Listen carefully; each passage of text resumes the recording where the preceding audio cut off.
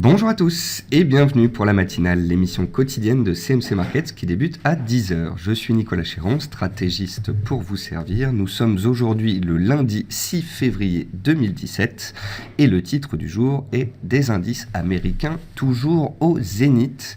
En effet, puisque vendredi, suite à la publication des NFP, les Non-Farm Payroll, les chiffres mensuels de l'emploi américain, eh bien le S&P 500 et le Dow Jones, les deux principaux indices directeurs aux États-Unis, ont repris le chemin de la hausse. Le Dow Jones, lui, retrouve les 20 000 points et repasse au-dessus.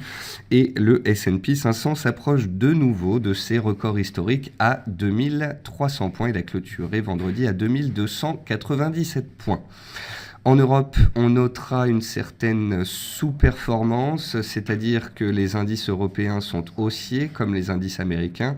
Malheureusement, à court terme, il y a une sous-performance européenne, sous-performance qui est certainement due aux turbulences politiques. Une prime de risque pèse sur la France avec donc les incertitudes autour des élections du mois de mai. Et puis on a également en Allemagne des tensions au sujet des élections qui auront lieu en deuxième partie d'année. Angela Merkel commence à perdre du terrain dans les sondages. Donc, gardons cela en tête. C'est une thématique clé pour 2017, la politique. Et la politique, pour l'instant, elle pèse sur l'Europe, alors qu'aux États-Unis, même si Donald Trump effraie, secoue les marchés par moment, eh bien, globalement, on peut dire que les indices américains restent haussiers et soutenus. Les résultats d'entreprises publiés ces dernières semaines ont été bons et Donald Trump souhaite continuer la dérégulation, notamment bancaire, on va en parler, ce qui a soutenu le secteur bancaire et qui a fait monter les actions. Bienvenue à tous en tous les cas donc pour cette émission. Nous sommes lundi, c'est le début de la semaine, on en profite pour faire un point complet. Absent la semaine dernière, je reviendrai également sur les statistiques précédemment publiées et leurs implications. Voici un avertissement concernant le caractère purement informatif de cette présentation. Je vous invite à en prendre note. Vous pouvez, comme tous les matins dans cette émission en direct, utiliser les fonctions de chat et ou de questions-réponses en haut de votre écran pour pouvoir converser avec moi. Comme à chaque émission, nous verrons ensemble les dernières actualités marchés, macroéconomiques, les actualités et le palmarès actions, les statistiques économiques passées et à venir. Et bien évidemment, si vous avez des questions, n'hésitez pas à commencer à les poser dès maintenant et j'y répondrai au long de cette émission. Alors, en termes d'actualité marché, le Dow Jones Industrial Average est à seulement 0,4% de ses records annuels, qui sont également ses records historiques. Le Dow Jones avait dépassé il y a 2 semaines la zone des 20 000 points. Il avait accéléré, puis il était violemment revenu dessus en début de semaine dernière. D'ailleurs, on s'est stabilisé toute la semaine sur les supports à l'horizontale. Et puis, en fin de semaine, les acheteurs ont repris la main suite à la publication des chiffres mensuels de l'emploi aux États-Unis. Chiffres mensuels de l'emploi aux États-Unis qui nous ont montré une hausse timorée sur les salaires, plus 0,1%, et un taux de chômage qui a augmenté de 4,7 à 4,8%. Ce n'était pas attendu, heureusement, alors qu'on attendait moins de 200 000 créations d'emplois. On a eu 224 000 créations d'emplois, donc un solide chiffre pour l'économie américaine, encore une fois, ce qui a d'ailleurs soutenu le dollar américain, qui était sur ses plus bas de 2 mois, sur ses plus bas en extrême de décembre 2016, la zone des 99,4 points. Donc, ça a tenu sur le dollar et ça a tenu et même relancé sur les indices américains. Sur les indices européens, donc comme je vous le disais, c'est un petit peu plus mou, c'est sous-performant. Le DAX évolue dans un range entre 11 520 et 11 700 points. Alors, ce support des 11 520 points, vous le connaissez bien puisqu'on l'a travaillé tout le mois de janvier. Puis, on a tenté de grimper, donc on est allé il y a 2 semaines jusqu'à 11 900 points. Et là, on revient, on se stabilise sur les 11 600 points points ce matin. Donc, globalement, à moyen terme, sur les derniers mois, ça reste haussier, mais en données journalières, c'est la neutralité qui prévaut. Seule une rupture donc d'une de ces bornes, 11 500, 11 700, donnerait le tempo pour la suite. Vous noterez bien évidemment, et je vous l'ai déjà dit plusieurs fois depuis le début de l'émission, mais j'insiste, que les indices européens sont aussi à moyen terme comme les indices américains, mais vous noterez leur sous-performance. Leur sous-performance à cause de chiffres économiques moins bons qu'aux États-Unis, une croissance moindre, des résultats d'entreprise également moins bons, et une prime de politique au moins aussi forte que celle de Donald Trump. Ensuite, le VIX, il est actuellement à 12,47 points, synonyme de complaisance des opérateurs, donc rien n'a changé depuis le début de l'année, ni même depuis l'élection de Donald Trump. Nous sommes dans des marchés qui sont haussiers, complaisants. Les acheteurs gardent la main, la volatilité est très faible, des monnaies comme des monnaies défensives comme le yen sont délaissées. L'or, c'est un cas un peu particulier. Si vous me dites que l'or monte en tant que refuge, non, ce n'est pas le cas. L'or, en fait, grimpe ces dernières semaines, tout simplement à cause de la baisse du dollar. En effet, depuis le début de l'année, donc depuis à peu près 4-5 semaines, l'or grimpe parce que le dollar consolide. Mais attention, le dollar n'a pas dit son dernier mot. Le dollar a bien réagi sur les 99,4 points, donc comme je vous le disais précédemment, suite à la publication des chiffres mensuels de l'emploi aux États-Unis. Les marchés anticipent toujours des hausses de taux aux États-Unis, 2 hausses de taux en 2017, dont la première potentiellement au mois de juin.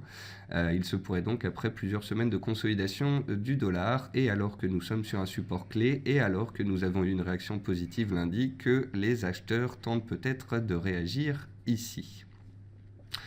Concernant le pétrole WTI, il a été un soutien conditionnel aux indices boursiers. Il est toujours dans une tendance haussière à moyen terme et à court terme. Il teste ses plus hauts annuels en cours de clôture. Il est toujours dans la zone des 53-54 $.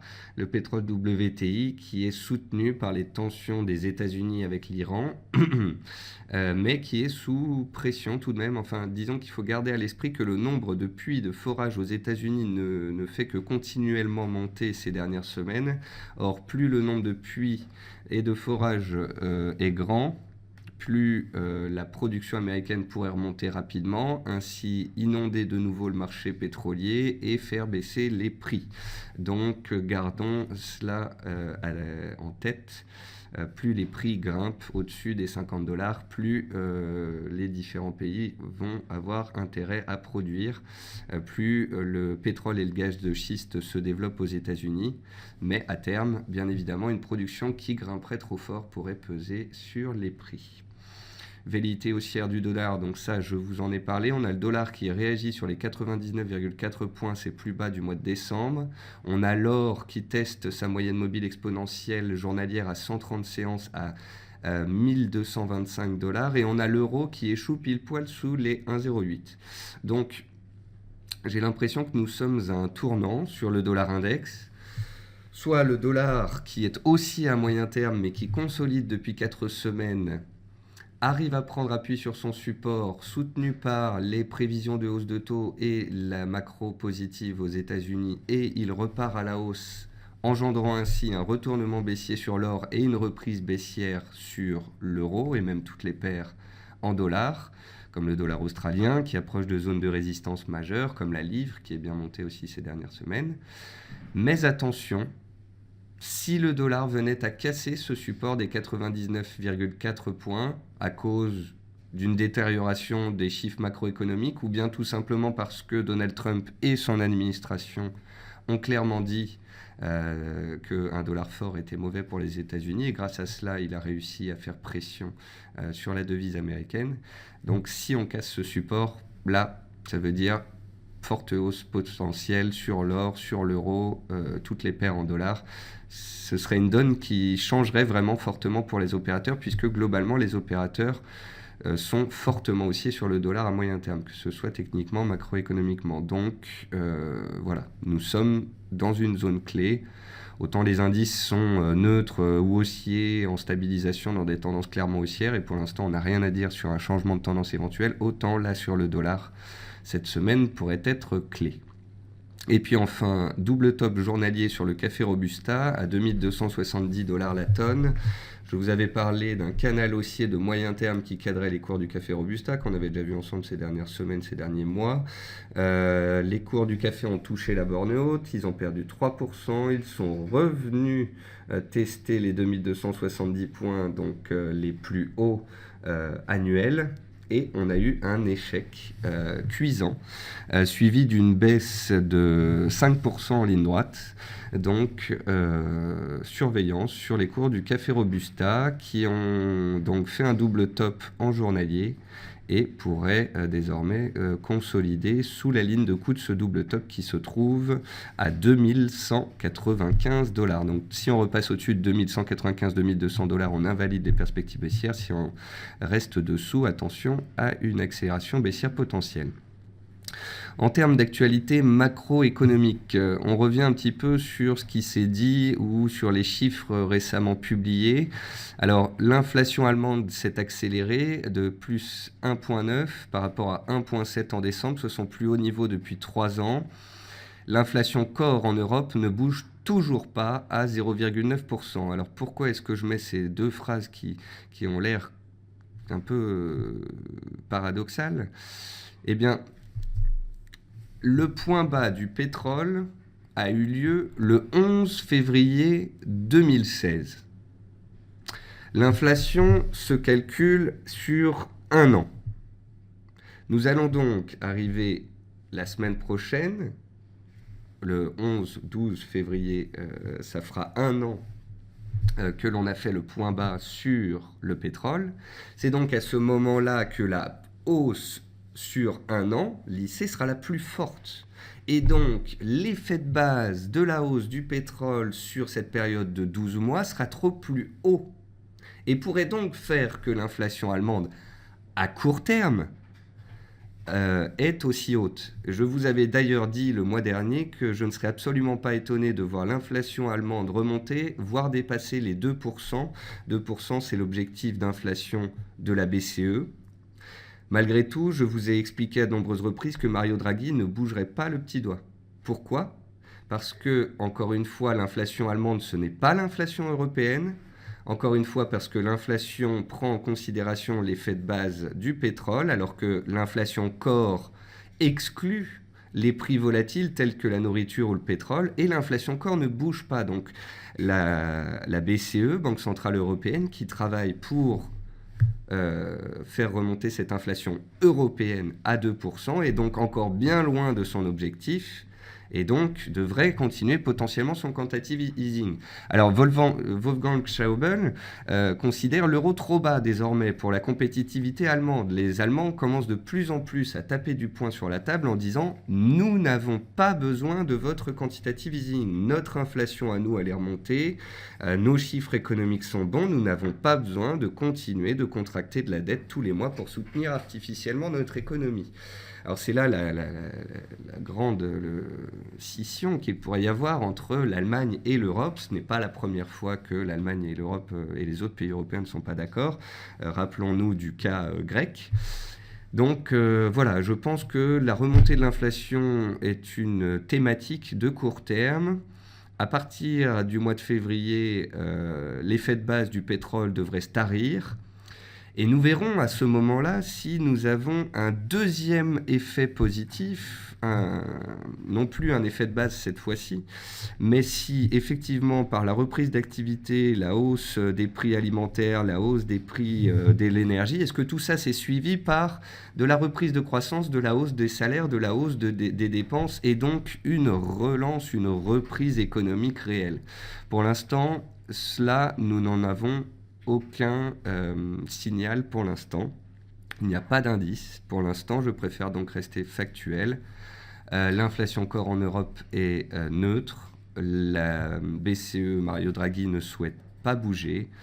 Et c'est peut-être la raison pour laquelle l'euro ne remonte pas. En effet, vous aurez remarqué que depuis un mois, le dollar consolide. Donc on aurait pu s'attendre à une forte hausse de l'euro depuis un mois. Et ce n'a pas été le cas. Or, si l'inflation devait remonter si fortement, comme certains l'espèrent, et les médias nous en parlent, Mario Draghi devrait bouger, ou du moins les marchés devraient anticiper le fait que Mario Draghi va arrêter son quantitative easing ou va le baisser à la fin de l'année ou au début de l'année prochaine. Et pour l'instant, ce n'est pas le cas. Donc je pense que les marchés ont bel et bien compris l'impact médiatique de dire que l'inflation remonte et que tout va bien, et l'impact réel sur le marché où ce scénario reste pour l'instant potentiel. Les bancaires ont soutenu le marché vendredi, notamment aux États-Unis, alors que Donald Trump souhaite démanteler la loi Dodd-Frank de 2010, adoptée après la crise financière de 2007.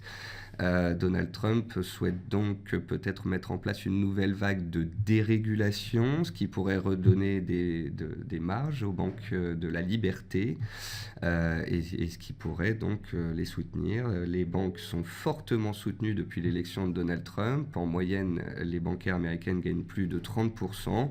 Démanteler la loi Dodd-Frank apparemment donc les soutient. Donc pour l'instant, vous le comprenez bien, les bancaires sont soutenus. Le pétrole est au plus haut de ces 12 derniers mois, les résultats d'entreprise sont bons, c'est la raison pour laquelle les indices américains caracolent en tête des hausses sur leur plus haut annuel et historique. Voilà. Certes, Donald Trump déstabilise la scène internationale et il attise, selon certains, des tensions, mais globalement, en tous les cas, d'un point de vue strictement boursier, les marchés considèrent pour l'instant ces mesures, ces décisions comme positives. Selon Mohamed El-Rian d'Allianz, cette croissance salariale, donc la croissance salariale de 0,1% qui a été publiée vendredi aux USA, eh bien elle est timide et elle va rendre la Réserve fédérale plus prudente pour ce qui est de relever les taux d'intérêt en mars. Alors, je vous ai repris cette citation de ce spécialiste d'Allianz pour deux raisons. Déjà, je suis d'accord avec lui, la croissance salariale faible va rendre la Réserve fédérale timide et la Fed pourrait mettre du temps à monter ses taux, comme elle en a mis en 2016 et en 2015. Par contre, petit point de divergence avec ce monsieur, c'est que jamais les marchés n'ont anticipé de hausse de taux potentielle au mois de mars, ou du moins pas d'une probabilité de plus de 30%. Donc la Réserve fédérale va être prudente et inactive en mars, c'est déjà écrit par les marchés. Ce sera donc potentiellement en juin qu'elle pourrait être prudente, mais d'ici là, on aura plus de chiffres économiques. Et puis pour terminer cette partie macroéconomie, la Banque du Japon revoit à la hausse le PIB, la croissance du PIB au Japon donc en 2017 de 1,3% en octobre dernier à 1,7%. Donc voilà, ça y est, la Banque du Japon, la BCE, la Banque mondiale redeviennent plus positives qu'elles ne l'étaient il y a quelques mois sur les perspectives de croissance des pays développés et des pays en développement, des émergents. On a des sentiments des investisseurs qui sont au plus haut depuis 10 ans aux États-Unis. On a l'indice de confiance des petites entreprises, pareil aux États-Unis, qui a explosé à la hausse. Donc voilà, beaucoup plus de positivisme qu'il y a 6 mois. On envisage de bons résultats, une reprise de la croissance, de l'inflation dans de nombreuses zones économiques. Ça engendre de la hausse sur les indices, bien évidemment, si tous ces chiffres ne sont pas en rendez-vous, eh bien le retour à la réalité sera d'autant plus violent. Nous constaterons ou non cela dans les semaines et les mois à venir au gré des publications macroéconomiques. Côté entreprise, ce matin, on a Accor qui annonce avoir entamé des négociations pour le rachat de Travel Case, un des leaders mondiaux des résidences privées de luxe.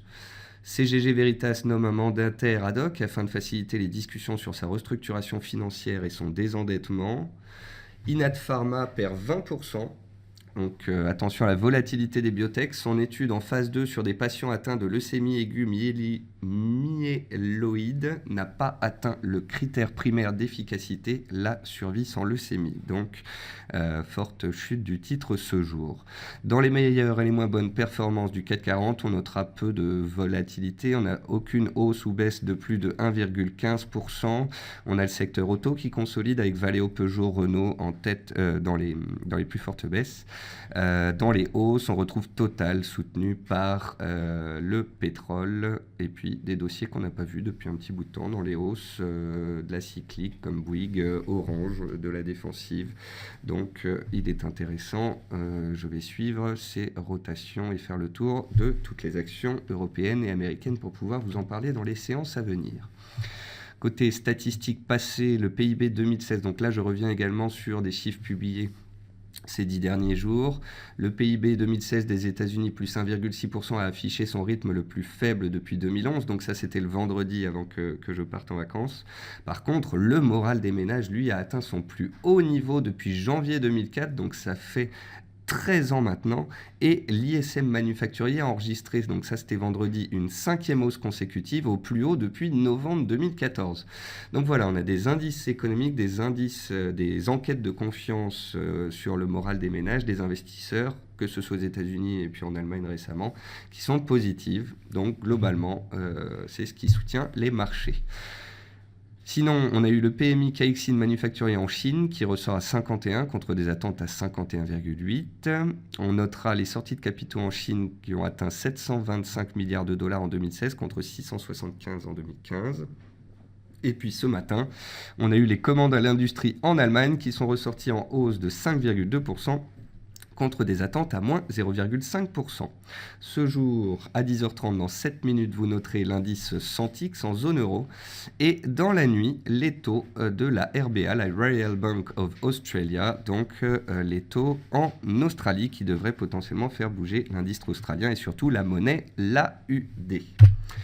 Voilà, j'espère que ce point complet sur les indices, le forex, les matières premières, la macroéconomie vous aura plu.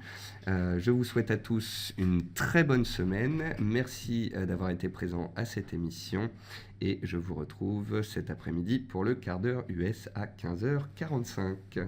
Au revoir à tous.